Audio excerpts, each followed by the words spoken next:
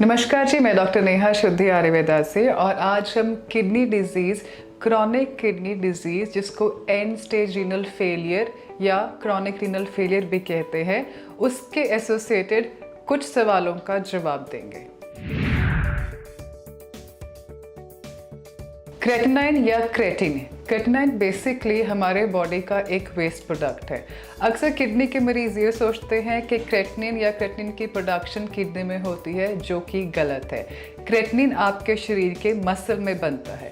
Creatine एक ऐसा substance है जो आपकी बॉडी के मसल्स को एनर्जी देता है मेटाबॉलिक एक्टिविटीज़ के लिए और आपके डे टू डे मसल के वर्कअप के लिए। इसीलिए जब भी हम एक्सेसिव वर्कआउट करते हैं या जब आपकी बॉडी में कोई भी एक्सेसिव प्रेशर या एक्सर्शन होता है तो आपके ब्लड में क्रेटिनिन की मात्रा बढ़ जाती है।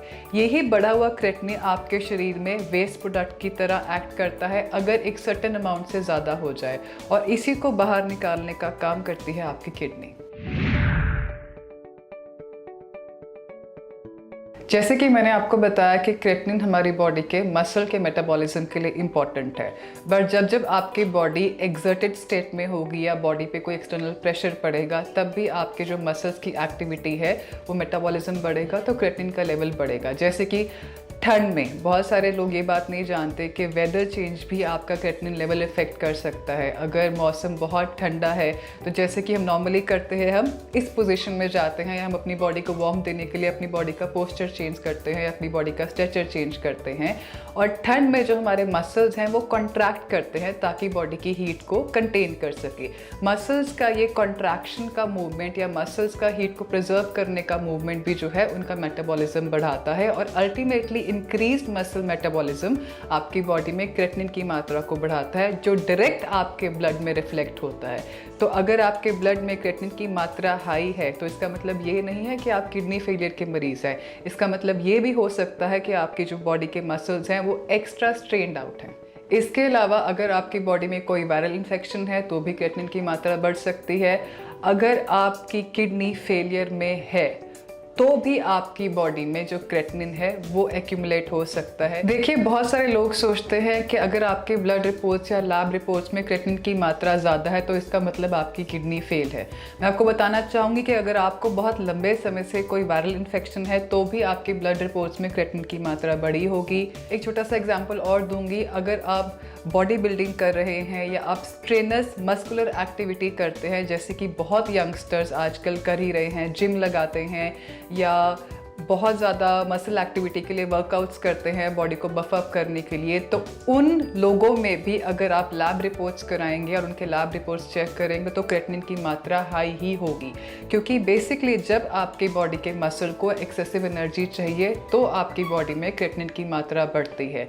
बट जब आपकी बॉडी में क्रेटिनिन की मात्रा एक सर्टेन रिक्वायर्ड अमाउंट से ज़्यादा बढ़ जाती है, जितना कि बॉडी को नहीं चाहिए, तो वो आपकी बॉडी में हार्मफुल सिम्टम्स कॉज करती है। देखिए, किडनी फेल होने का कारण सिर्फ क्रेटिनिन का बढ़ना नहीं है, बट अगर आपकी किडनी फेलियर में है तो वह आपकी बॉडी से बढ़े हुए क्रेटिनिन को बाकी वेस्ट मटेरियल्स के साथ बाहर फ्लश आउट नहीं करेगी, जिसके कारण अक्सर किडनी पेशेंट्स में बढ़ा हुआ क्रेटिनिन कुछ सिम्टम देता है, जैसे कि शरीर में इचिंग होना, हाथ पाँव में स्वेलिंग आ जाना या भूख का कम लगना, या अल्टीमेटली बॉडी का बहुत ज़्यादा थकावट महसूस करना या फैटीग्ड फील करना। क्यों? क्योंकि आपके जो बॉडी के मसल्स हैं वो एक्सेसिव मेटाबॉलिज्म की वजह से ओवरऑल बॉडी में ये सब सिम्टम्स कॉज करते हैं।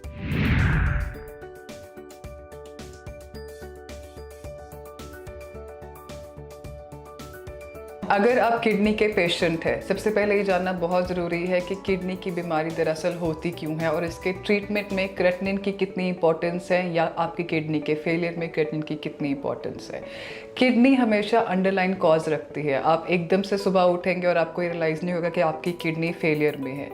Chronic kidney disease is a long term process. इसमें बहुत सारे अंडरलाइन कॉजेज़ होते हैं और क्रेटिनिन एक सिम्टोमेटिक कॉज बनता है अगर आपकी बॉडी में वो एक्यूमुलेट होता है। आपकी बॉडी में क्रेटिनिन की मात्रा एक सर्टेन अमाउंट से ज़्यादा बढ़ जाती है तो किडनी वाले पेशेंट्स में वो प्रॉब्लम क्रिएट कर सकती है। इसीलिए छोटे छोटे डाइट एंड लाइफस्टाइल चेंजेस करके आप अपनी बॉडी में बढ़ते हुए क्रेटिनिन को कंट्रोल कर सकते हैं। नंबर 1, डाइट में आप एक्सेसिव प्रोटीन को अवॉइड कीजिए। नॉन वेज, मिल्क और दालों से आने वाला एक्सेसिव प्रोटीन आपकी बॉडी में क्रिएटिनिन की मात्रा बढ़ा सकता है, और नॉनवेज को बिल्कुल ही अपनी डाइट से हटाइए तो आपकी बॉडी का क्रिएटिनिन लेवल नॉर्मल आ सकता है। दूसरा, ठंड के मौसम में या और इन्फेक्शन से अपनी बॉडी को बचाइए, क्योंकि जब जब आपकी बॉडी एक्सर्शन मोड में आएगी किसी इन्फेक्शन की वजह से या इवन ठंड की वजह से, आपके जो मसल्स हैं वो हीट प्रिजर्व करने के लिए कॉन्ट्रैक्शन मोड में जाएंगे, तो आपकी बॉडी में क्रिएटिनिन की मात्रा बढ़ेगी। तो चेंजिंग वेदर के साथ अपनी बॉडी को रिक्वायर्ड केयर दीजिए। Third point, exercise. Kidney patients के लिए या उन लोगों के लिए जिनके शरीर में क्रिएटिनिन की मात्रा हाई है, स्ट्रेनस एक्टिविटी करना बुरा हो सकता है। ऐसे पेशेंट्स के लिए प्रेफरेबल है कि वो स्ट्रॉन्ग मस्कुलर बिल्डअप की एक्सरसाइजेज या वेट लिफ्टिंग एक्सरसाइज या ज़्यादा रनिंग जॉगिंग अवॉइड करके ब्रिस्क वॉक को प्रेफर करे, योगा को प्रेफर करे। योगा में भी ब्रीदिंग एक्सरसाइज जैसे कि नाड़ी शुद्धि, लोम विलोम को प्रेफर किया जाए, क्योंकि ये एक्सरसाइजेज आपके ब्लड के अंदर ऑक्सीजन की मात्रा बढ़ाते हैं और ऑक्सीजन आपके वेस्ट प्रोडक्ट्स को ऑक्सीडाइज करके बॉडी को वेस्ट फ्री करने में हेल्प करती है। ऐसे ही छोटी छोटी बातें हमें हेल्प कर सकती हैं अपने डिजीज़ को बेटर समझने में और अपनी बीमारी की जड़ को पहचानने में। किडनी फेलियर जैसी बीमारी बहुत सारे अंडरलाइन कॉजेस रखती है, जैसे बीपी, शुगर, स्टोन्स का होना, नेफ्रोटिक सिंड्रोम, आईजी नेफ्रोपैथी।